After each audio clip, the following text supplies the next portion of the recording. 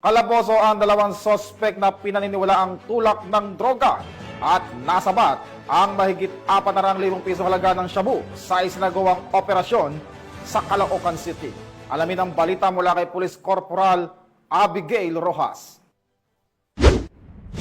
Kalaboso ang dalawang hinihinalang tulak ng iligal na droga ng mga operatiba ng Northern Police District, District Drug Enforcement Unit o NPD-DDEU sa isang buy-bust operation sa Barangay 28, Caloocan City, dakong alas 4 pasado ng madaling araw. Kinilala ng pulisya ang mga nadakip na suspect na sina alias Tetong, 34 na anyos, residente ng Tondo, Manila at Tonton, 41 anyos, isang tricycle driver mula sa Maypaho, Caloocan City. Sila ay kapwa itinuturing na high-value individuals. Nasamsam sa lugar ng operasyon ang humigit kumulang 60 gramo ng hinihinalang shabu na may tinatayang standard drug price na 408,000 pesos.